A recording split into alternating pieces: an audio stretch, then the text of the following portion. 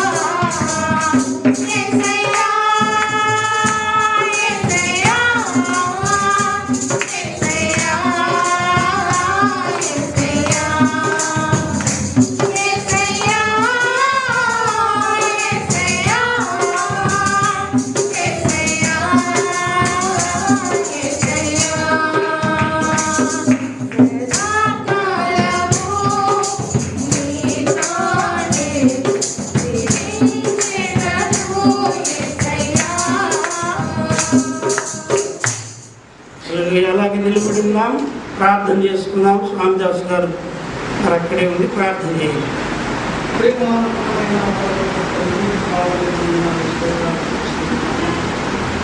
చక్కటి వాతావరణంలో ఈ సన్నిధిలో చేరిన తర్వాత మీరు ఆరాధించేటటువంటి గొప్ప తరుణాన్ని మాకు ఇచ్చి ఉన్నారు.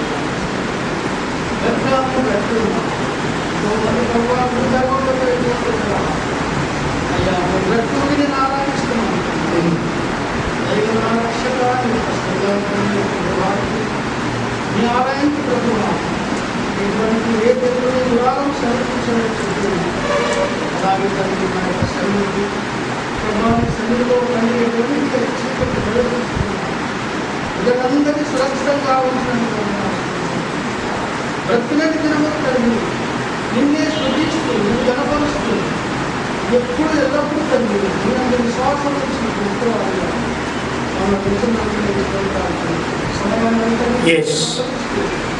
క్రీస్తు దయచేసి అందరూ కూర్చోవలసిందిగా మనవి. ప్రియమైన దేవుని సంగమా, ఈ ఉదయకాలంలో యేసుక్రీస్తు ఘనమైన నామములో మీ అందరికీ శుభములు. మరి దైవ సన్నిధానానికి మిమ్మల్ని ఆహ్వానిస్తున్నాను. మనకున్నటువంటి సమయాన్ని బట్టి మనము రెండవ ఆరాధన 11 గంటలకు ప్రారంభిస్తున్నాం కనుక అప్పటికే 10 గంటలు వస్తుంది. ఒక అరగంట సేపు దేవుని యొక్క వాక్యాన్ని ధ్యానం చేసుకొని తరువాత మనము బల్లారాధన కార్యక్రమం ఉంది, అందులోనికి వెళదాం. ముందుగా మనము దేవుని యొక్క వాక్యములో ఒక మాట చదువుకుందాం. 147వ కీర్తనని ఉత్తర ప్రత్యుత్తర రీతిగా చూద్దాం. కొద్ది వచనాలు త్వరగా మనము ఈ కీర్తన చదివాక మరి గత వారం ప్రారంభించినటువంటి వర్తమానాన్ని నేను కొనసాగించాలని ఆశపడుతున్నాను. Please turn to Psalm 147. వారి గాయములు కట్టువాడు,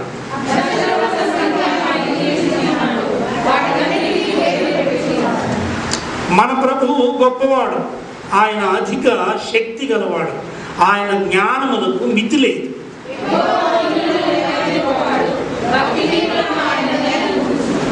కృతజ్ఞతాస్తుతులతో యెహోవాను కీర్తించుడి, సితారాతో మన దేవుని కీర్తించుడి.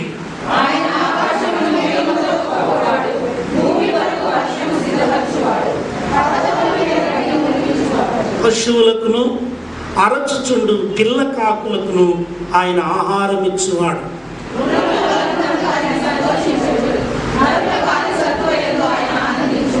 తన యందు భయభక్తులు గల వారి యందు, తన కృప కొరకు కనిపెట్టు వారి యందు యెహోవా ఆనందించువాడై ఉన్నాడు.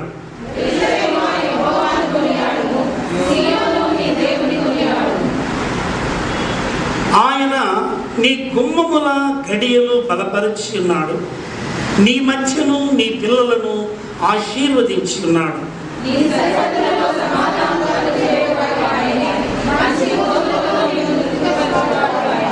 భూమికి ఆజ్ఞ ఇచ్చువాడు ఆయనే, ఆయన వాక్యము బహువేగముగా పరుగెత్తును.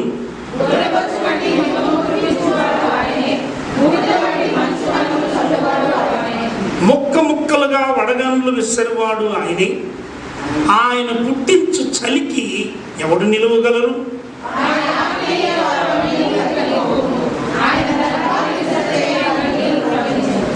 ఆయన తన వాక్యము యాకోబునకు తెలియజేసెను, తన కట్టడలను తన న్యాయ విధులను ఇశ్రాయేలునకు తెలియజేసెను.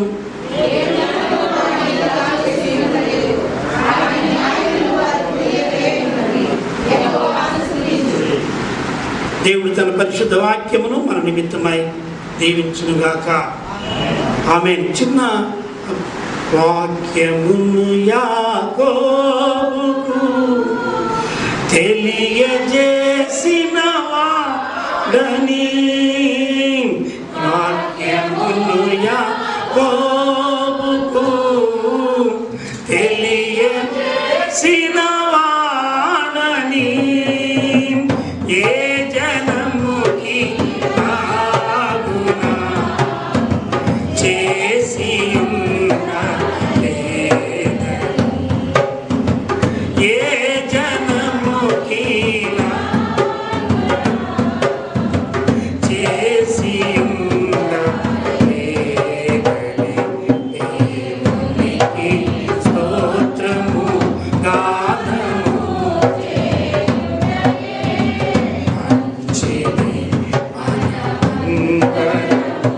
స్తుతి గానము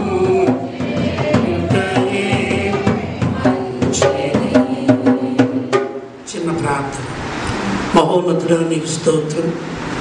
వాక్యమైన దేవా, మీరు మాతో మాట్లాడి మా హృదయాలు తృప్తిపరచి మమ్మను బలపరచి మమ్మను సరిచేసి మిమ్మల్ని నాయన మీరు కోరుకున్న విధంగా స్తుతించడానికి మాకు నేర్పించమని యేసు నామాన ప్రార్థిస్తున్నాను తండ్రి. ఆమేన్. ఈ యొక్క గత వారం ప్రారంభించిన ఈ తండ్రుల దినోత్సవం సందర్భంగా మనకు 3 తండ్రులు ఉన్నారని, మొదటిగా పరలోకపు తండ్రి, రెండవదిగా శరీర భౌతికమైనటువంటి తండ్రి, నిన్ను కన్న తండ్రి, మూడవది ఆత్మీయ తండ్రి. గత వారంలో మనము పరలోకపు తండ్రిని మనం ఎలాగూ గౌరవించగలం అనేది 4 సంగతులు మాత్రమే నేను మీతో చెప్పాను. మొదటిది, honour God with your time. నీ సమయముతో ఆయనను ఘనపరచాలి, అంటే దేవునికి సమయం ఇవ్వాలి. రెండవది, honour God with your talents. రెండవది, నీ తలాంతులతో దేవుని ఘనపరచాలి. మూడవదిగా, honour God with your temple. అంటే టీ అనే అక్షరం రావడానికి నేను ఆ విధంగా పెట్టి, టెంపుల్ అంటే మన దేహమే దేవునికి, పరిశుద్ధాత్మకి ఆలయం కనుక నీ దేహము ద్వారా దేవునికి మహిమ రావాలి. నాలుగవదిగా, honour your God with your treasure. అంటే నీ ధనముతో దేవుణ్ణి మహింపరచమని దేవుని యొక్క వాక్యం ఉంది. ఐదవ విషయం ఏంటంటే ప్రియుల వారలారా, honour your God with your ticker. ఇదేంటండి టిక్కర్ అంటే? మన దేహంలో అవయవాలు, మనము ఈ మెదడు కళ్ళు తెరువు అంటే తెలుస్తుంది, కళ్ళు తెరుస్తుంది. చెయ్యి ఆడించమంటే ఆడిస్తుంది. అది ఎంత ఫాస్ట్ అంటే కొన్నిసార్లు మనము స్విచ్ చేసిన వెంటనే లైట్లు వెలగవు, కొంత టైం తీసుకుని. కానీ ఈ దేవుడు ఇచ్చినటువంటి ఈ కంప్యూటర్ ఎంత గొప్పదంటే ఇన్స్టెంట్.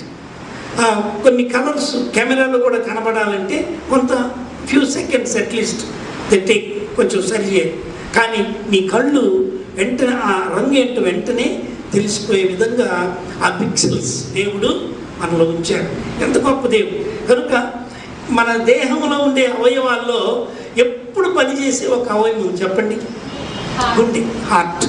సో అందుకే అది ఎప్పుడు కూడా ఏమంటుంది, లబ్డబ్ లబ్డబ్. నేను దానికి టిక్కర్ అని పేరు పెట్టి, టిక్ టిక్ టిక్ టిక్ కదా, టిక్కర్. అంటే నీ హృదయముతో దేవుని ఘనపరచాలి. ఎలాగూ?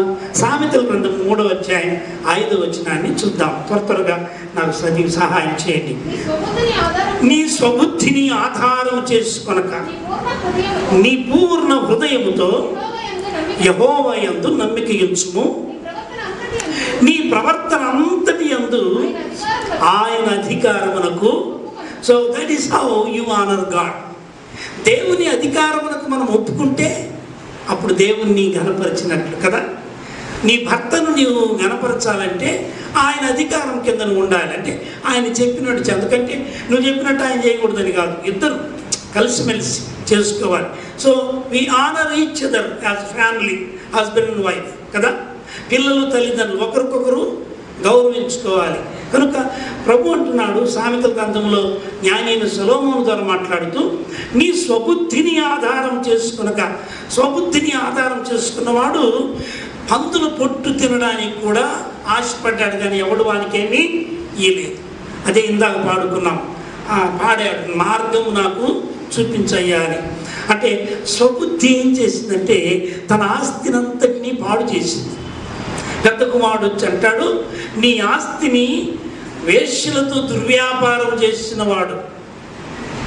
కనుక ప్రియమైన వాళ్ళారా, మనము స్వబుద్ధిపై ఆధారపడకూడదు, కానీ యెహోవా యందు నమ్మిక ఉంచి ఆయన మాటలు వినాలి.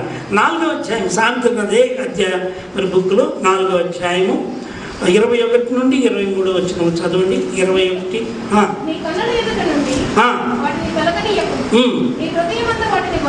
నీ హృదయమందు వాటిని ఏంటి? దేవుని యొక్క మాటలు. 20 వచనం చదవండి మా కొంచెం. 20 వచనం, నా కుమారుడా నా మాటలు ఆలకింపుము, నా వాక్యములకు నీ చెవియొగ్గుము, తొలగనీయకుము, నీ హృదయమందు వాటిని భద్రం చేసుకునుము. దొరికిన వారికి అవి జీవమును సర్వ శరీరమునకు. అబ్బో, ఆరోగ్యం ఎట్లొస్తుందయ్యా? డాక్టర్ దగ్గరికి పోతే కొంత నయం చేస్తాడు. సంపూర్ణమైన ఆరోగ్యం నేను ఇస్తానని ఎన్నడూ ఏ డాక్టర్ చెప్పలేడు.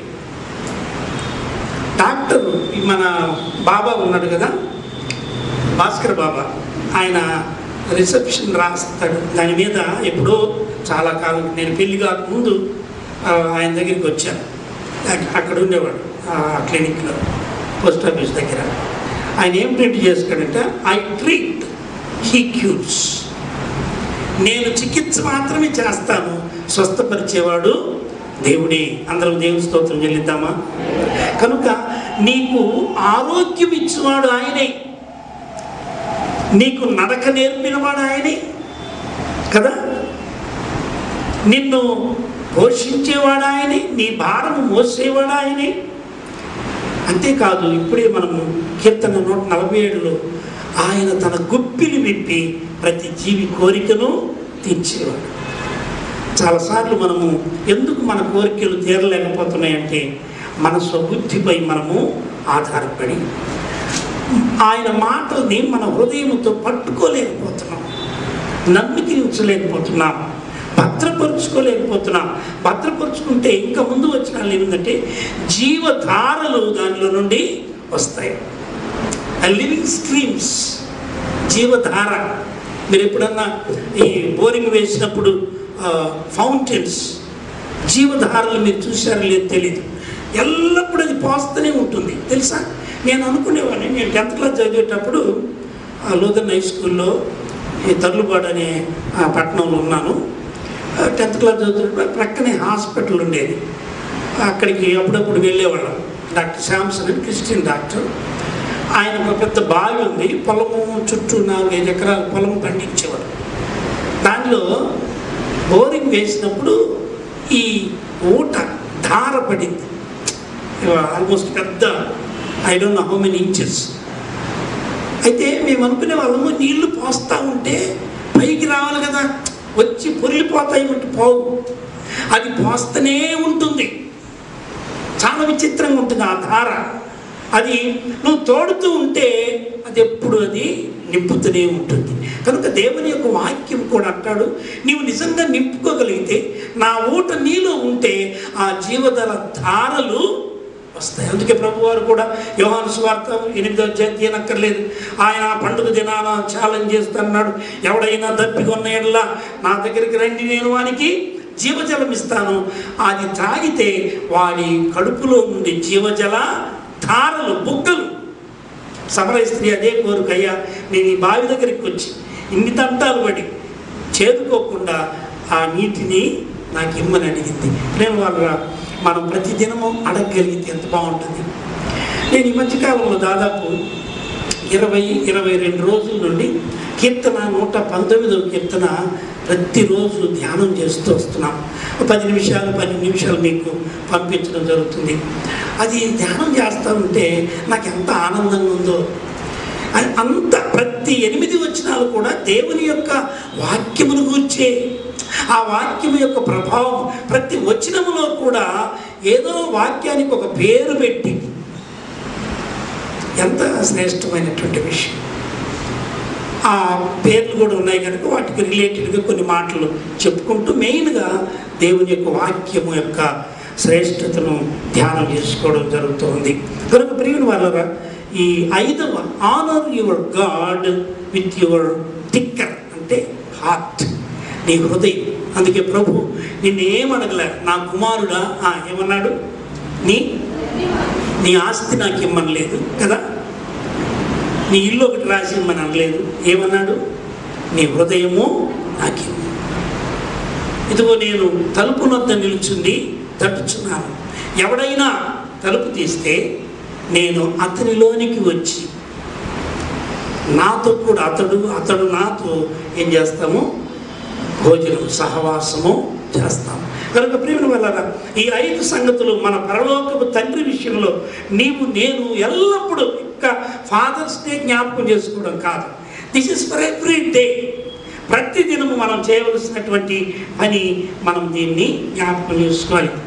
నేను రెండవదిగా ఆత్మీయ తండ్రిని గురించి నేను బోధించాలని ఆశపడుతున్నాను. భౌతిక తండ్రి కాదు, కానీ ముందుగా ఆత్మీయ తండ్రిని గురించి చూద్దాం. హెబ్రీ పత్రిక 13వ అధ్యాయం, హీబ్రూస్ చాప్టర్ 13 verse 17. హెబ్రీ పత్రిక 13వ అధ్యాయము 17వ వచనాన్ని దయచేసి జాగ్రత్తగా చదవండి. ఆ మాటలు, మీపై నాయకులుగా ఉన్నవారు లెక్క ఒప్పచెప్పవలసి వారి వలె మీ ఆత్మలను కాయుచున్నారు. వారు దుఃఖముతో ఆ పని చేసిన ఎడల మీకు నిష్ప్రయోజనమే. కనుక దుఃఖముతో కాక ఆనందముతో చేయనట్లు వారి మాట వినుడి, వారికి లోబడి ఉండి. రెండు విషయాలు. దేవుని యొక్క సేవకులు, మీకు వాక్యం బోధించే సేవకుడు, మీ ఆత్మీయ మేలు కొరకు ప్రతిదినము మీ కొరకు ప్రార్థించేటువంటి ఆత్మీయ తండ్రి, ఆయన పట్ల మీరు ఎలా ఉండాలి? మొట్టమొదటిగా ఏంటంటే ఇక్కడ వారు లెక్క, అంటే ఒకవేళ దేవుని సేవకునిగా నేను మీ విషయమై ప్రార్థన చేయకపోతే సమూయేలు అంటాడు, పాపము చేసినవన్నీ అవుతాను.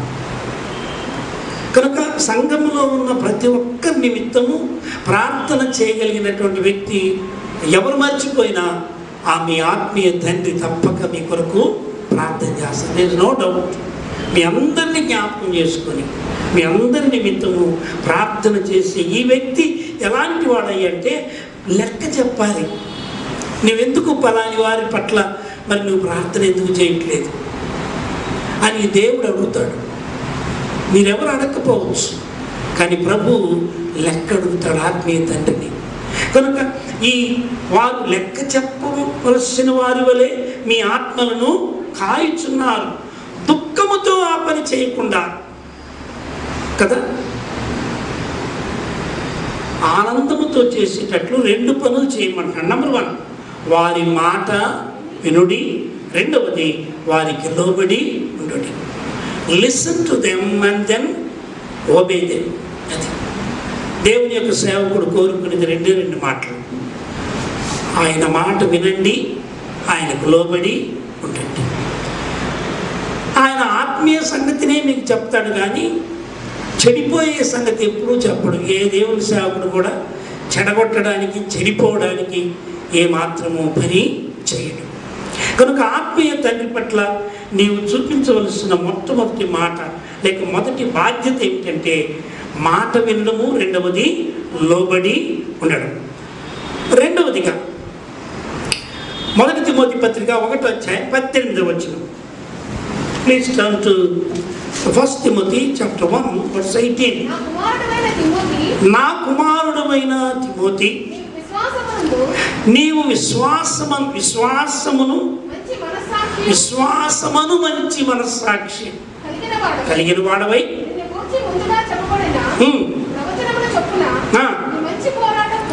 మంచి పోరాటము. సో ఆత్మీయ తండ్రి పట్ల మీరు చేయవలసిన పని ఏంటి? పౌలు అంటాడు, నా కుమారుడు. ఆత్మీయ తండ్రి పౌలు ఎవరికి? తిమోతికి. నా బంధకములలో నేను కన్న కుమారుడని ఒనేసిమును గురించి రాస్తాడు పౌలు. ఈ కుమారుడిని మరి ఆత్మీయంగా కన్నటువంటి పౌలు ఏమంటున్నాడంటే, నీవు విశ్వాసమును మంచి మనస్సాక్షి. అది మొదటిగా దేవుని సేవకుని పట్ల మంచి మనస్సాక్షి కలిగిన వారమై ఉండాలి.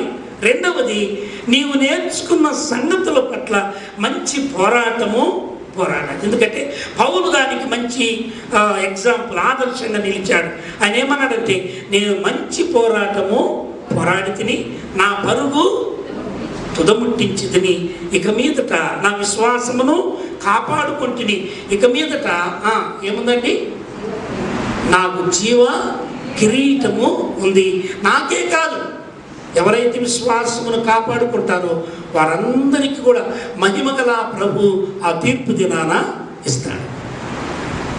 మనకు చాలాసార్లు దేవుని కొరకు మనం ఏం చేయక, దేవుని సేవకుల పట్ల, దేవుని పట్ల, తల్లిదండ్రుల పట్ల సరైనటువంటి రీతిగా మనం ప్రవర్తించినట్లయితే దేవుడు ఇవన్నీ కూడా తీసుకుని, మొన్న 10th క్లాస్ని ఈ కరోనా వల్ల అందరినీ పాస్ చేశారు. 10/10, 10/9, 10/8 ఇచ్చారు. మంచిది. అయితే వాళ్ళు ఎట్లా ఇచ్చారు ఆ గ్రేడ్స్ అంటే ఊరికని ఇవ్వలే. వారు ఓవరాల్ ఆ ప్రారంభ దినము నుండి వీళ్ళు పెట్టినటువంటి టెస్టులు, మంత్లీ టెస్ట్ కావచ్చు, what ever the test, I don't know. ఇప్పుడు చాలా రకాల టెస్టులు ఉన్నాయి. మేము చదివేటప్పుడు 3 ఉండేవి, quarterly, half yearly, final exams ఉండేవి. ఇప్పుడు చాలా టెస్టులు ఉన్నాయి. ఈ టెస్టులు అన్నిట్లో ఏ విధంగా వారు స్కోర్ చేశారో, ఏ విధంగా వారిని జాగ్రత్తగా గమనించాలి, వారు చదివారో, వారి attendance, everything is taken in to. కనుక అవన్నీ చూసి ఫైనల్ రిజల్ట్ ఆ విధంగా ఇచ్చారు. అఫ్కోర్స్ అలా పాస్ చేయడం కూడా తప్పే, ఎందుకంటే రేపు ఉద్యోగాలు పోయినప్పుడు లేనిపోని మేక్ అవుతుంది. కరోనా పాస్ వాళ్ళందరినీ ఉద్యోగాలు, ఆ 10th క్లాస్ చాలా ఇంపార్టెంట్ కనుక మరి ఏం చేస్తారేమో మనకు తెలియదు, అది వేరే విషయం. అయితే నేను ఎందుకు ఈ సంగతులు చెప్తున్నానంటే, దేవుడు మన జీవితాల్లో కూడా నీవు పరలోకపు తండ్రి పట్ల ఎట్లున్నావు, ఆత్మీయ తండ్రి పట్ల ఎట్లున్నావు, నీ తండ్రి పట్ల ఎట్లున్నావు, ఇవన్నీ కూడా లెక్కలోకి తీసుకుంటాడు. మోసపోకుడి, దేవుడు వెక్కిరింపబడడు. మనుష్యుడు ఏమి విత్తునో ఆ పంటనే కోయి, నో డౌట్ అబౌట్ ఇట్. కనుక తండ్రి అయిన దేవుడు, రెండవది ఆత్మీయ తండ్రి. ఈ ఆత్మీయ తండ్రి పట్ల మనం ఆ విధంగా ఉండాలి. 1 కొరింథీ పత్రిక 4:17 త్వరగా 1 కొరింథీ పత్రిక 4వ అధ్యాయం 17వ వచనం 15వ వచనం చదవాలి త్వరగా. క్రీస్తునందు మీకు ఉపదేశకులు 10,000 మంది ఉన్నను. మనకు 4-5 టీవీలు ఉన్నాయి, ఏమండి, 24 hours కదా, 24 గంటలు ఎవరో ఒకరు వాక్యం, అంటే 10,000 మంది ఉండొచ్చు బోధకులు. You may have so many మంచి మంచి ప్రీచర్స్ కదా. మన సిటీలో మెగా చర్చెస్ ఉన్నాయి కదండి. ఈ మెగా చర్చెస్లో మెగా పాస్టర్స్ ఉన్నారు, ప్రపంచ బోధకులు ఉన్నారు. ఈ మధ్యనే చాలా నేను ఇష్టపడే ఒక చాలా మంచి బోధకుడు ప్రభు దగ్గరికి వెళ్ళిపోయాడు, doctor Ravi Zacharias. Is a wonderful preacher. అలాంటి వారు ఎందరో ఉండొచ్చు, కానీ చదువమ్మా. క్రీస్తునందు మీకు 10,000 మంది ఉన్నను, తండ్రులు అనేకులు లేరు. క్రీస్తు యేసు ద్వారా కంటిని కనుక మీరు నన్ను పోలి నడుచుకుని వారై ఉండవల్లని మిమ్మను బతిమాలు. Is not commanding but is pleading. బతిమాలుతున్నాను. నేనేం చేస్తున్నానో, నేను ఎలా నేర్చుకుంటున్నానో, నేను ఎలా బోధిస్తున్నానో, నేను ఎలా ప్రార్థిస్తున్నానో మీరు కూడా నేర్చుకోండి. చాలాసార్లు మనకి ఎలా ఉంటుందంటే, ఇప్పటికీ చాలామందికి ప్రార్థన చేసుకోవడానికి రాదు, ఏం ప్రార్థన చేయాలో తెలియదు, ఎక్కడ ఏ సమయంలో ఏం ప్రార్థన చేయాలో రాదు. మరి ఎంతకాలం మనం నేర్చుకోకుండా ఉండాలి, ఎంతకాలం మనం ఉండాలి కదండి. పెళ్ళిళ్ళలో సాధారణంగా 15-20 నిమిషాలు ప్రసంగం చేయాలి. నేను కరుణాకర్ గారి చెల్లెలు పెళ్ళికి వెళ్తే వాళ్ళు 10:30కు రావాల్సిన పెళ్లి కొడుకు 12 గంటలకు వచ్చాడు. ఇంకేం జరుగుతుంది పెళ్ళి. సరే, ఆ తర్వాత నాకు పాస్టర్ గారు ఏమన్నారంటే 5 నిమిషాలు చేయమన్నాడు ప్రసంగం, పెళ్లి ప్రసంగం 5 నిమిషాలు చేయాలంట. నేను పైకి వెళ్ళి చెప్పాను, నేను పోడియం ఎక్కడాకే 1 నిమిషం పట్టింది. పిలిచాడు, నేను వెళ్ళాలి, మెట్లు అది పెద్ద సింహాసనం పైకి ఎక్కాలి. మరి ఇంక 1 మినిట్ అయిపోయింది, నాకున్నది ఇంకా 8 నిమిషాలు 10 నిమిషాలు ఉన్నాయి, ఏం చెప్పు. కానీ అయినా 5 నిమిషాలు నా ప్రసంగాన్ని ముగించాను. ఎందుకు చెప్తున్నానంటే ఆ సమయం అలాంటిది. ఎక్కువ చెప్పిన వినేటట్టు లేరు. అక్కడ చాలామంది హిందూ సోదరులు వచ్చారు, వాళ్ళకి సరిపడా 5 నిమిషాల్లోనే వాక్యము చెప్పవలసి వచ్చింది. ఎందుకు ఈ మాటలు చెప్తున్నానంటే, మనం సమయోచితంగా ఏం చేయాలో, ఎక్కడ ఏం జరగాలో. పౌలు అంటాడు, నన్ను పోలి నేను క్రీస్తును పోలి. ఆ విధంగా నేను చెప్పలేదు, I cannot tell like that. ఎందుకంటే ఒక్క పౌలు మాత్రమే ఆ మాట చెప్పాడు, నేను క్రీస్తును పోలి నడుచుకున్నట్లు మీరు నన్ను పోలి. కనీసం కొన్ని విషయాలు మీ ఆత్మీయ తండ్రి దగ్గర మీకు ఉపదేశంగా ఉన్నటువంటి ఆ ఆత్మీయ తండ్రిని మీరు ఘనపరుస్తూ ఆ విధంగా చేయమని దేవుని యొక్క వాక్యము సెలవిస్తూ ఉంది. 4వదిగా ఫిలిప్పీ పత్రిక 4వ అధ్యాయం 1 నుండి 3వ వచనం వరకు చదవండి త్వరగా. మన సమయము రన్నింగ్ అవుట్, విల్ గో. కావున ఎవరండి అపేక్ష అంటే ఏంటి? సరే, ఎవరు మాట్లాడరు? మీరు మాస్క్ పెట్టుకుని మాట్లాడచ్చు. ఏంటండి? కోరుకున్నా. అది నేను అపేక్షించు నా ప్రియ సహోదరులారా, నా ఆనందము, నా కిరీటమునై ఉన్న నా ప్రియులారా, ఇట్లు ప్రభువునందు స్థిరులై ఉండండి. అది పౌలు ఆత్మీయ తండ్రిగా ఫిలిప్పీ సంఘం చాలా మంచి సంఘం.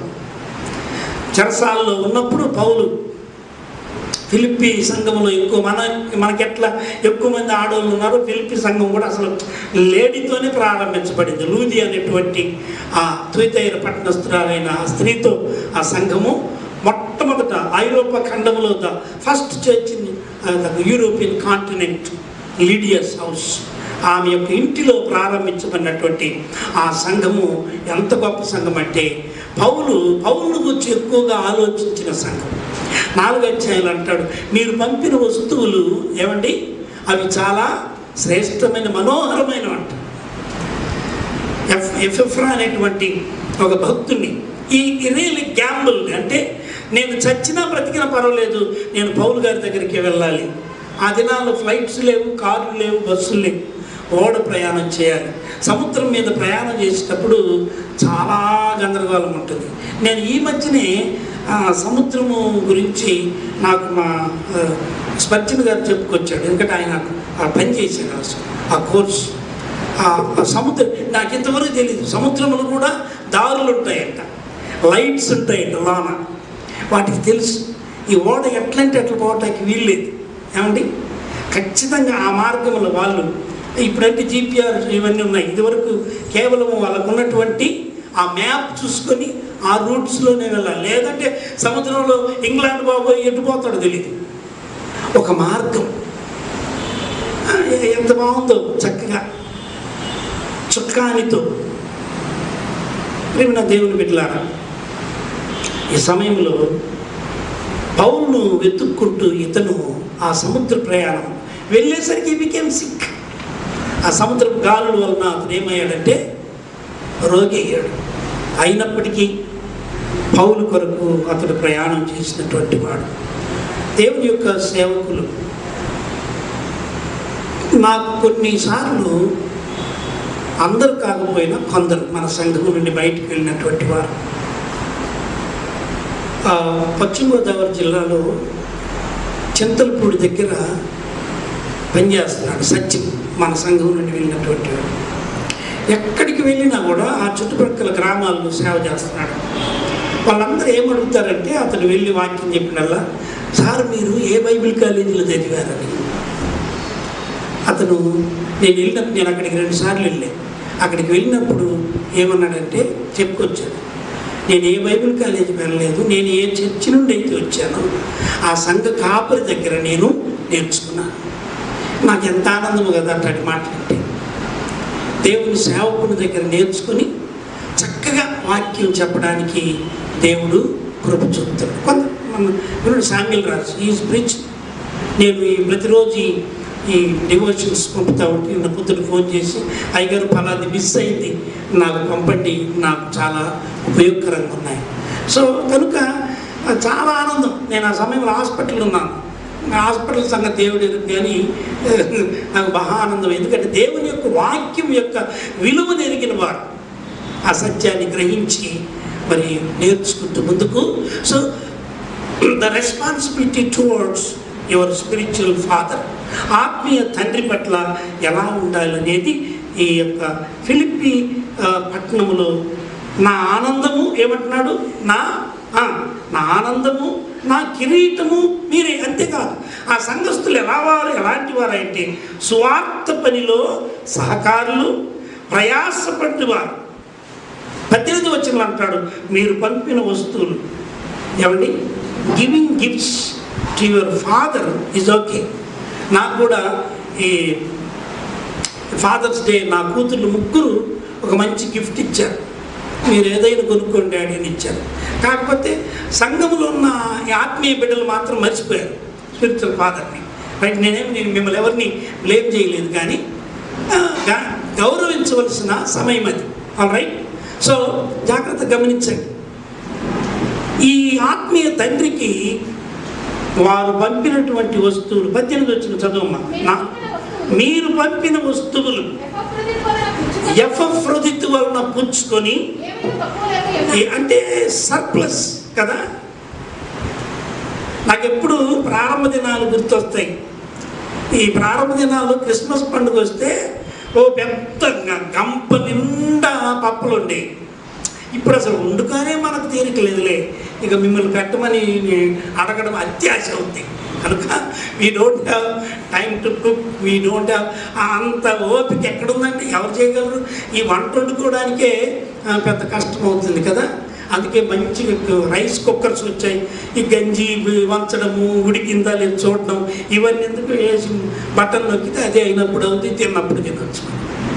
ఓపికలు లేవు కదా. శారీరకంగా మనం తినే తిండి కూడా అలాంటిది, పీల్చేగాలి. It's all adulterated and polluted. ఎందుకు ఈ మాస్కులు పెడుతున్నాం? ఈ అదృశ్యమైనటువంటి కరోనా ఏ రూపంలో వస్తుందో మనకు తెలియదు, ఎవరి ద్వారా వస్తుందో తెలియదు. మంచిగానే ఉండొచ్చు ఆ మనిషి కదా. ప్రేమైన వాళ్ళ జాగ్రత్త గమనించండి. నా ఆనందము నా కిరీటము మీరే అంటాడు పౌలు. అంతేకాదు, 1 తెస్సలోని పత్రిక 5వ అధ్యాయం 12వ వచనం నుండి 13వ వచనం, ఈ 2 వచనాలు మీరు చదివితే ఆత్మీయ తండ్రిని మనము గౌరవించే విధానం 5వ విషయాన్ని మీకు జ్ఞాపకం చేస్తాను. మొదటిగా ప్రియమైన వాళ్ళరా, హెబ్రీ 13:17లో నాయకుల మాట వినుడి, లోబడి ఉండండి. 1 తిమోతి 1:18 ప్రకారము మంచి మనస్సాక్షి గలవారై మంచి పోరాడండి. 1 కొరింథీ 4:15 ప్రకారం మీకు 10,000 మంది ఉపదేశకులున్నా తండ్రి మాత్రం ఒక్కడే అని ఆత్మీయ తండ్రిని గురించి ఆయన్ను పోలి నడుచుకోండి అని చెప్పబడింది. ఫిలిప్పీ 4:1-3 వరకు ఆ తండ్రికి ఆనందం మీరే, కిరీటం మీరే కనుక సహకారులుగా ప్రయాసపడి ఎల్లప్పుడూ ఆనందించండి అని చెప్పబడింది. 5వదిగా ప్రియుని వల్లరా 1 తెస్సలోని చాప్టర్ 5:12-13 దయచేసి చూడండి. సహోదరులారా, మీలో ప్రయాసపడుచు ప్రభువునందు మీకు పైవారి వలె ఉండి మీకు బుద్ధి చెప్పు వారిని మన్నన చేసి వారి పనిని బట్టి వారిని ప్రేమతో మిక్కిలి ఘనముగా ఎంచవలనని చాలాసార్లు బుద్ధి చెప్పడము సొంత బిడ్డలకు కూడా ఇష్టపడలేదు. ఈ రోజుల్లో ఇష్టపడరు. నువ్వు సరిగా ఉండరా, చదువుకోవాలంటే ఇష్టపడరు. నువ్వు ఇలా ఈ డిసిప్లిన్లో ఉండమంటే ఇష్టపడరు. ఇలాంటి దినాల్లో ఒక ఆత్మీయ తండ్రికి ప్రియులారా మీకు బుద్ధి చెప్పు, దేవుని యొక్క వాక్యం, బుద్ధివాక్యం. వాక్యంకి ఒక పేరు ఏంటంటే బుద్ధివాక్యం, జ్ఞానవాక్యం, ప్రోత్సాహపరిచే వాక్యం, ఆనందింపజేసే వాక్యం, జుట్టితేనే ధారల వంటి వాక్యం. కనుక ఈ బుద్ధివాక్యము బుద్ధి చెప్పి వారిని ఏం చేయాలంట? మన్నన చేసి. బుద్ధి చెప్తే పలానా నా కోసమే చెప్పాడండి ప్రసంగమని అనేవాళ్ళు చాలా. నీ కోసమే, మరి దేవుడు నీతో మాట్లాడుతున్నా, నాతో. అది 2 అంచులు కలిగిన ఖడ్గం, నీ కోసమే కాదు. ఒకవేళ ఆ బలహీనత నాలో ఉంటే నేను కూడా పశ్చాత్తాపడవలసి ఉంది.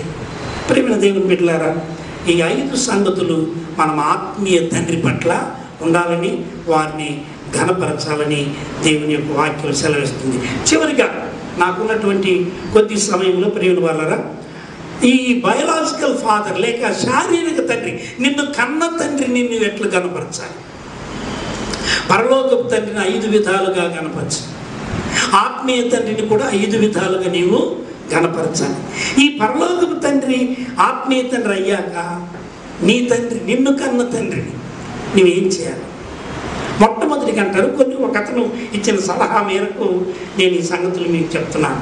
Number 1, there are 7 things. Learn your dad's story. నీ తండ్రి యొక్క చరిత్ర నీకు తెలిసిందా? అంటే నువ్వు ఇప్పుడు మంచి ఇంట్లో ఉన్నావు కనుక, ఉద్యోగం చేస్తున్నావు కనుక, నీ తండ్రి ఎక్కడో పల్లెటూరులో పుట్టి కదా, ఏం చదువుకోక ఏమండి పేడ విసుక్కుంటూ లేకపోతే మట్టి పనులు చేసుకుంటూ కష్టపడ్డాడు. అందుకు అగౌరవపరచడానికి కాదు, కష్టపడి నిన్ను ఈ స్థితికి తీసుకొచ్చిన నీకు ఆ సంగతి నీకు తెలియాలి. ఒకవేళ నీ తండ్రిని గురించి నీవు ఎరిగి ఆ తండ్రిని దానిని బట్టి గౌరవించడం నీవు నేర్చుకోవాలి. అప్పుడప్పుడు మనము పేపర్లో వేయడం చూస్తాం. వాళ్ళు ఎవరో బఠానీలో అమ్ముకునేవాడు ట్రైన్లో, వరంగల్లో ఆ ప్రాంతాలు. వాళ్ళ అమ్మాయి ఫస్ట్ క్లాస్లో పాస్ అయింది, డిస్ట్రిక్ట్ ఫస్ట్. కారణం వాళ్ళు ప్రతిరోజు వచ్చేటువంటి ఆ కొంచెం మన పేపర్లో వేశారు. వాళ్ళు చాలా కష్టపడి ఫీజులు కట్టలేదని ఇంటికి పంపించేశారు అమ్మాయిని. కానీ మరలా కష్టపడి ఆ తల్లిదండ్రులు నా కోసం కదా ఇంత బాధపడుతున్నారని పట్టుదలతో చదివి స్టూడ్ ఫస్ట్. మనం ఏం చేస్తున్నాం? తల్లిదండ్రుల యొక్క ఆశయాలను మనం నెరవేర్చగలుగుతున్నాం. ఇక్కడ ఉన్నటువంటి పిల్లలు మనం అందరం కూడా, ఒకటి దేవుని పట్ల, రెండవది ఆత్మీయ తండ్రి పట్ల, నిన్ను కని నిన్ను పోషిస్తున్న నీ తండ్రి. So you learn, you must know what is your father. ఎవరైనా అడిగితే ఏంటయ్యా నీ తండ్రి ఎక్కడి నుండి వచ్చి చెప్పండి, నాకు తెలియదు సార్, నేను ఎప్పుడు అడగలేదంటే it's a stupid thing. So you must know. నువ్వు ఏ మొద్దు నుండి చెక్కబడ్డావో నీకు తెలియాలి, ఎక్కడి నుండి వచ్చావో నీకు తెలియాలి, వారు నీ కోసము ఎంత కష్టపడుతున్నారో నీకు తెలియాలి. So know the history of your father. రెండవది, live out your dad's values. నీ తండ్రి విలువలను కాపాడాలి. అది నీ తండ్రి యొక్క విలువలు నీవు కాపాడాలి. అంతేగాని ఏం తండ్రి లేండి మా తండ్రి, నీకు చూడు అంత బాగున్నాయి, నీకు అది ఇచ్చాడు, మోటార్ బైక్ ఇచ్చాడు, ఇది ఇచ్చాడు, అది ఇచ్చాడు, మా నాయన ఏం చేయలేదు. ఎస్, నిజమే, మీ నాయన ఏం చేయలేడు, కానీ నీకు జన్మనిచ్చాడు. Your very existence is your father. నీవు ఈరోజు ఈ లోకంలో ఒక వ్యక్తిగా ఉన్నావు, కారణం ఎవరు? నీ తల్లిదండ్రులే. అందులో నీ తండ్రి ప్రాముఖ్యం. కనుక నీ తండ్రి విలువలు కాపాడుతూ జీవించు. ఎవరు కూడా, రైట్? అందుకే తల్లిదండ్రుల యందు దయలేని పుత్రుండు, పుట్టనేమి వాడు గిట్టనేమి అని పుట్టలోన చెదలతో పోల్చబడింది. ఎలాంటి వాడు? చెద ఎప్పుడు కూడా పాడు చేయడానికి చూస్తుంది, కానీ అది నిలవదు, కింద పడుతుంది, నలిపేస్తారు. తల్లిదండ్రుల యొక్క విలువలు కాపాడకపోతే అలాగే ఉంటుంది. 3, ఇదంతా పిల్లలకండి. ఇక్కడున్న కొంతమంది ఉన్నారు, ఐఎమ్ ఫోకసింగ్ సమ్ చిల్డ్రన్, పెళ్లి కాని వాళ్ళు మరి ముఖ్యంగా, పెళ్ళి అయిన పిల్లలు కూడా అందరూ జాగ్రత్త. మీ తండ్రులు ఇంకా బ్రతికున్నట్లయితే వాట్ యూ షుడ్ డూ, నువ్వు చేయవలసినటువంటి పని. 3వది, spend quality time with your dad. మీ తండ్రితో రేపు మీరు పెళ్ళిళ్ళు అయ్యాక కూడా మీ పిల్లలకు చెప్పాల్సిన మాటలు ఇవన్నీ. Spend quality time. కొంత సమయాన్ని నీ తల్లిదండ్రులతో గడపడానికి ఇష్టపడు.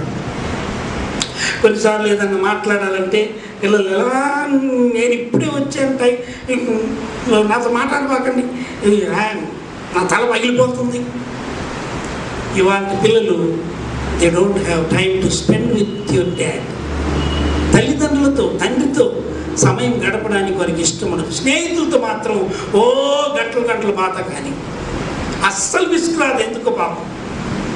తల్లిదండ్రులతో మాత్రం కొద్దిసేపు కూడా గడపలేకపోతే, అంటే you don't honour your father. So spend quality time with your dad. A gift, your time is a great honour. నీవిచ్చే సమయమే నీ తండ్రికి మంచి బహుమానం. నీ సంగతి చెప్పుకో. You can express what you are. నువ్వేం చేయాలనుకుంటున్నావు, నువ్వేం ఫీల్ అవుతున్నావు. ఒకవేళ నీ తండ్రి వల్ల నీవు హర్ట్ అయ్యావా, చెప్పు, డాడీ పలానా టైంలో నువ్వు నన్ను హర్ట్ చేశావు. You can talk freely. ఇంకెవరితో మాట్లాడగలవు? ఆల్రైట్. 4వది, love and respect your family.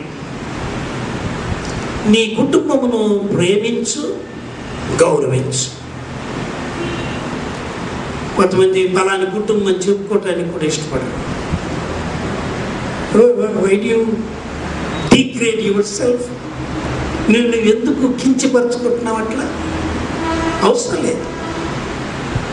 కుటుంబం మాకు 5 నాన్నకి అన్నదమ్ములు ఉండేవారు, 2 అక్కచెల్లెలు. వాళ్ళంతా వాళ్ళల్లో ఒకడు మరీ ఘోరంగా తాగుబోతు. పక్క పేరు కొండయ్య. మా జేజన ఆయన పేరు, మా గ్రాండ్ ఫాదర్ పేరు పెట్టుకున్నాడు. పాటలన్నీ వచ్చు, బాగా వచ్చి పాట పాడతాడు. ఫుల్లుగా తాగి వచ్చి ఆయన భార్య పేరు రామక్క. ఎరిగి ఎరిగినే తాగి వచ్చి ఎరిగి చెడిపోయాడు. మరి చెడిపోయినాడు బాగుపడవచ్చుగా, బాగుపడ్డాడు. అలాగే తాగి చెట్టెక్కి కింద పడి చనిపోయాడు. చాలా విచారకరమైన విషయం. మా గ్రామంలో మా పెదనాన్న మొట్టమొదట యెరూషలేమునికి వెళ్ళినటువంటి వాడు 1950s.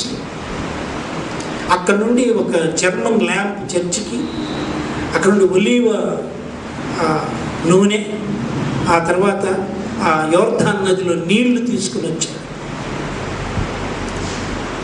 మీకు తెలియాలి మీ కుటుంబానికి వచ్చి, మీ తండ్రిని వచ్చి, తల్లిదండ్రులకు వచ్చి. మా జేజన ఆయన అంటే మా గ్రాండ్ ఫాదర్ని బంగారు కొండయ్య అని పిలిచేవాళ్ళు. ఆయన పేరు కూడా కొండయ్య.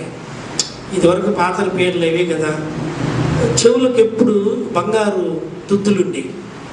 రంగూన్ వెళ్ళాడు ఆ రోజుల్లో. రంగూన్ వెళ్ళి రంగూన్లో చాలా కాలం ఉండి వస్తూ చాలా బంగారం. కాకపోతే ఏం లాభం, తెలివి లేదు. అంత తాగుడికి పెట్టుకొని అంత నాశనం చేసుకున్నాడు. తీర చనిపోయాక ఇప్పుడు మనకున్నటువంటి ఒక బ్యాడ్ థింగ్ ఏంటి తెలుసా? ఈ ఆచారాలు ఎప్పుడు పోతాయో తెలియదు. తల్లిదండ్రుల దగ్గరికి, సమాధి దగ్గరికి పోయి జ్ఞాపకం చేసుకొని బాగుంది. ముస్లిమ్స్ కూడా వెళ్తారు. వాళ్ళ విధానమే సమాధుల దగ్గరికి వెళ్ళి ఆ సమాధితోనే మాట్లాడతారు వాళ్ళు. కానీ వాళ్ళు ఏ వంటలు చేసుకుని వెళ్ళరు. మన వాళ్ళకి ఎక్కడి నుండి వచ్చి చచ్చిందో ఇది కదా. మా వాడికి చనిపోయాక మా గ్రాండ్ ఫాదర్కి వానికి సారా ఇష్టమని చచ్చిపోయినోడు నోరు తెరిచిన నోట్లు సారా అయిపోయారు. ఏమనుకుంటా సంగటి గోంగూర మాంసం ఇష్టమని బెంగళూరులో మా మేనత్త కూతురికి క్యాన్సర్ చచ్చిపోతే వీళ్ళు వంట వండుకొని వచ్చి ఆడ పెట్టారు. మళ్ళీ వీళ్ళు విశ్వాసులు. ఎక్కడుంది అసలు? ఎక్కడుంది ఈ పద్ధతి? చనిపోయారు, ప్రభు దగ్గరికి వెళ్ళిపోయారు. నువ్వు జ్ఞాపకం చేసుకో. వారి తరపున 4 పిలిచి పేదోళ్ళకి అన్నం పెట్టు. అట్స్ ఓకే. ఆ సమాధుల దగ్గర ఎవరు తింటారు? కుక్కలు వచ్చి తింటాయి. I don't think I never did that. ఎవరిని కూడా చేయమని కూడా నేను చెప్పను. అది అన్యాచారమే కానీ క్రైస్తవ ఆచారం కానీ కాదు. మీకు ఒకవేళ కోపం వచ్చినా ఈ విషయంలో మాత్రం ఐ డోంట్ కాంప్రమైజ్. తల్లిని జ్ఞాపకం చేసుకోండి, తండ్రిని జ్ఞాపకం చేసుకోండి, కనపరచండి. వారు జీవించిన విధానం, వారు ఏ విధంగా ఉన్నారు, మనం కూడా అట్లా ఉందాం. Let us be useful to the society and the family. Let us be a blessing. Okay. Love and respect. తర్వాత నేను ముగించిపోతున్నాను. 5వ విషయం, ఆస్క్ ఫర్ అడ్వైస్. సలహా అడుగు. అడగంది అమ్మాయిని చెప్తున్నారు. నీకు ఒకవేళ ఎనీ డిఫికల్టీ, ఒకవేళ ఎడ్యుకేటెడ్ పేరెంట్స్ అయితే నువ్వు చదువు విషయం కూడా అడగచ్చు. ఒకవేళ చదువు రాని వల్ల మరో విషయానికి సలహా అడుగు. అంతేగాని నీ ఏజ్లో ఉన్న ఇంకొకరిని సలహా అడిగితే నీకేం చెప్తాడు? అనుభవం ఏముంది? ఈ రోజుల్లో తల్లిదండ్రుల మాట కంటే కూడా బయట వారి మాటకు చాలా విలువిస్తారు పిల్లలు, విచ్ ఈజ్ వెరీ బ్యాడ్. దేవుని యొక్క వాక్యం అందుకు ఒప్పుకోదు. కనుక నేను 5 విషయాలు మాత్రమే చెప్పి భక్తి గల తల్లిదండ్రులను 3 జ్ఞాపకం చేయాలని ఆశపడుతున్నారు. వాళ్ళు ఏం చేశారో చూపించి వెంటనే ఆరాధనలోకి పెడదాం.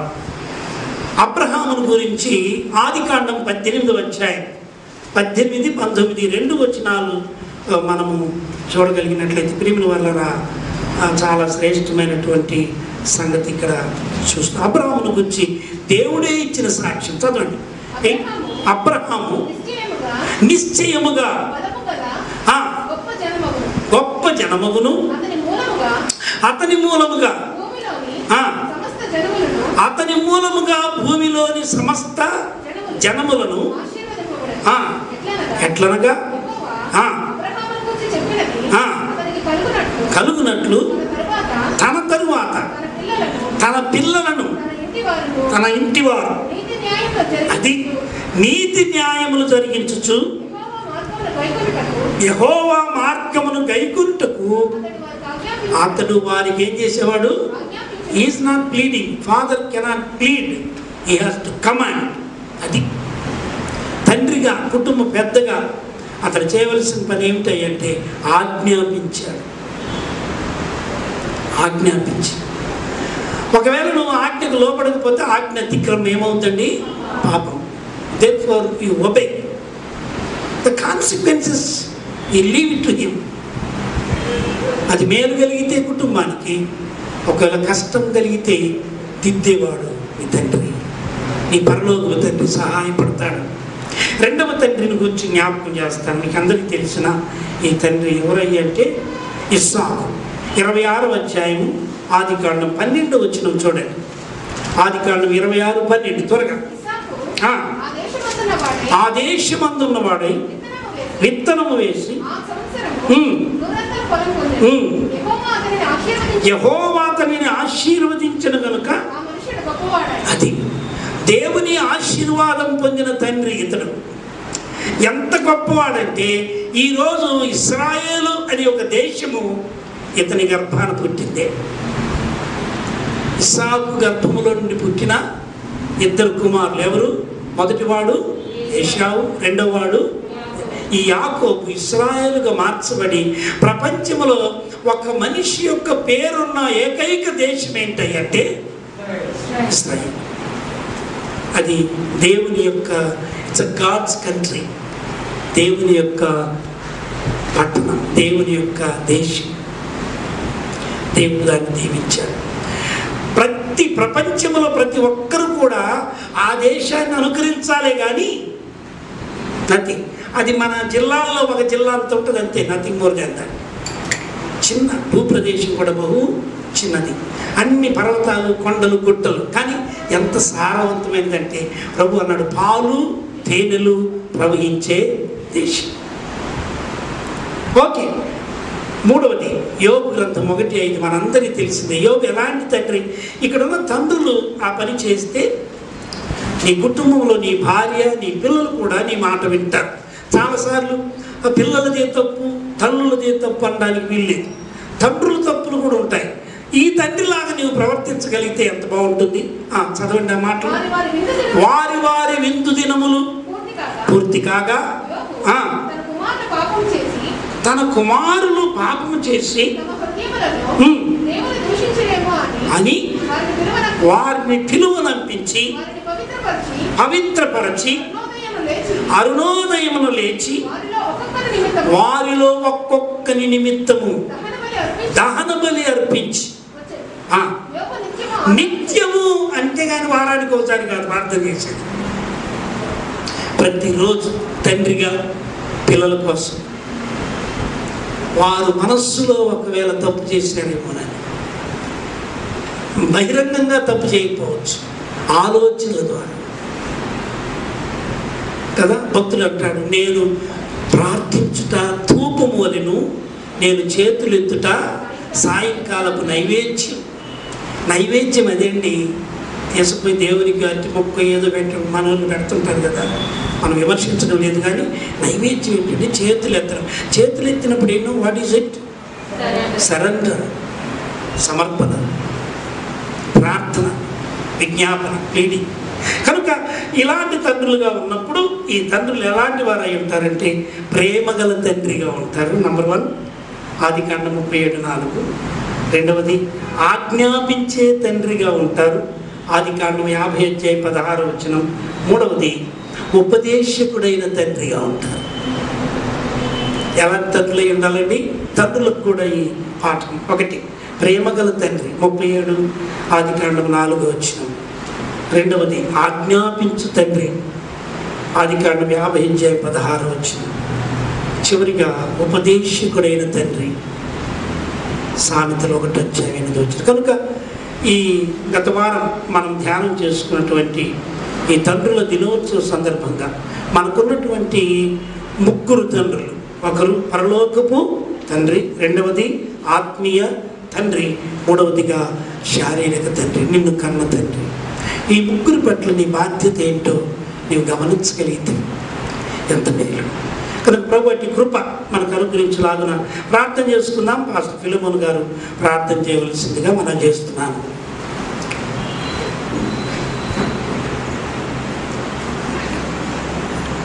మహాపరిశుద్ధుడానికి వందనాలు, స్తోత్రాలు. ఈ భయంకరమైన మహమ్మారి, ఈ అదృశ్యమైన శత్రువు, ప్రపంచమంతటిని గడగడలాడించేటువంటి ఈ మృత్యు, మీరు ఎంత కృపగల దేవుడు నాయన. మా సంఘస్థుల్ని ఎవరిని కూడా తాకకుండా ఇంతవరకు ప్రతి కుటుంబాన్ని, ప్రతి బిడ్డను మీరు నాయన భద్రపరిచినందుకు మీకు స్తోత్రం. మీరు అగ్ని కంచె వేశారు, మీకు స్తోత్రం. ఏ తెగులు నీ గుడారము సమీపించదని మీ వాగ్దానాన్ని నెరవేర్చారు, మీకు స్తోత్రం. పోషించారు, కాపాడారు, భద్రం చేశారు. మీ గుప్పిలు విప్పి ప్రతి జీవి కోరికను తీర్చారు. మీరు చేసిన ప్రతి మేలును బట్టి వందనాలు. మేమెవ్వరూ కూడా సిక్కవ్వకుండా, అనారోగ్యంలో పడకుండా మీరందరికీ ఆరోగ్యం ఇచ్చి దీవించారు. స్తోత్రం. దీవించండి. కొంతమందికి మేము ఎరిగిన వారికి ఒకవేళ పాజిటివ్ ఉన్నా మీరు స్వస్థపరిచారు, అందరి బట్టి స్తోత్రం చెల్లిస్తున్నాను. మరి సహోదరి పుష్పాన్ని బట్టి వందనాలు. ఆమె పట్ల మీరు ఎంతగానో కృప చూపారు. ఒక్కసారి హాస్పిటల్కి వెళితే ఏ విధంగా బయటకు వస్తారో, అసలు వస్తారో లేదో తెలియనటువంటి దౌర్భాగ్య స్థితిని ఆయన, అలాంటి సిచ్యువేషన్లో మీ కృపా కనికరాలు మెండుగా చూపించారు. వందనాలు. ఈ సమయంలో మరొకసారి నాయన రత్నసాగర్ కోసం ప్రార్థన చేస్తున్నాం. ఆ బిడ్డను మీరు దీవించండి, స్వస్థపరచండి. అలాగే మా ప్రభు మరి జయశీల సిస్టర్ కోసం ప్రార్థిస్తున్నాం. మరి ఆ బిడ్డ పట్ల గొంతును సవరించి ఆహారం తినలాగున మీరు స్వస్థపరచండి. అలాగే నా ప్రభు ఎదుగో ఈ సమయంలో ప్రస్తుతాన్ని కూడా జ్ఞాపకం చేసుకుంటాం. మీ యొక్క వాక్యం చాలా తేటగా చెబుతుంది. మీరు చింతించి ఎవరు ఊరిని ఎక్కువ చేసుకోలేరు. మీ చింత యావత్తు నా మీద వేయమని చెప్పారు. కానీ మానవ మాత్రం మేము ఆ మాటలు మర్చిపోతాం, చింతిస్తుంటాం, లేనిపోని సమస్యలు తెచ్చుకుంటూ ఉంటాం. అలా కాకుండా మీ కృప దయచేయమని ప్రార్థన చేస్తున్నాం. వృద్ధాప్యంలో ఉన్న బిడ్డలను జ్ఞాపకం చేసుకోండి అయ్యా. మరి యోహాన్ అంకుల్ గారిని, స్వామిదాస్ గారిని నాయన బిడ్డల పట్ల మీరు కృప చూపించండి. వందనాలు చెల్లిస్తూ మరి ఈ వారము ఇది 3rd స్టేజ్లోకి ఎంటర్ అయిందని, పీక్ వీక్ అని కొందరు చెప్తున్నారు. ఏదేమైనా మరి మేము జాగ్రత్తగా ఉండి అనవసరమైన వాటి కోసం బయటికి వెళ్ళక, అత్యవసరమైతే తప్ప మేము బయటికి వెళ్ళక, మమ్మల్ని మేము జాగ్రత్తగా ఈ వాక్య ప్రకారం ఈ అంతఃపురములో కొంతసేపు దాక్కుని ఉండమని మీ లేఖనాలు బోధిస్తుంది. అలాగ ఉండడానికి మీ కృప దయచేయమని, మీ బిడ్డలు మిమ్మల్ని ప్రేమించి ఇచ్చినటువంటి ఇదిగో నాయన కానుకలను ఆశీర్వదించండి. ప్రతి కుటుంబాన్ని దీవించండి. అవసరాలు అక్కర్లు ఎన్నో ఉన్నాయి. మీరు తీర్చగలిగినటువంటి మహాదేవుడు, శ్రీమంతుడు నీవే. 1000 కొండల మీద పశువులని నావి, బంగారం నాది, వెండి నాది అన్నారు. మీది కనుక మీ బిడ్డలమైన మాకు కూడా స్వాస్థ్యం ఉంది. మీరు అనుగ్రహించేవాడు, అవసరాలు తీర్చేవాడు. దీవించమని కోరుకుంటూ యేసు పరిశుద్ధ నామములో ప్రార్థించి మమ్మల్ని అందరినీ మీ ఆశీర్వాదాలతో పంపించమని అడిగి వేడుకుంటున్నాను తండ్రి. ఆమేన్. అందరం చేతులు పైకెత్తి ఆశీర్వాదం మా మీద వర్షింపచేయుమీశా, ఆశతో నీ సత్య వాగ్దానము ఈ మాయ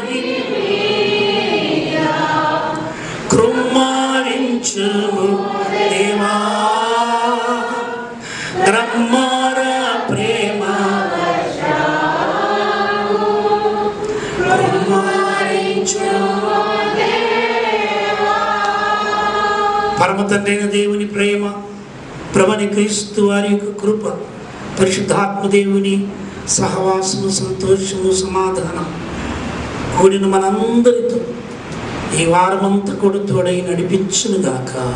ఆమేన్, amen, amen. Praise the lord.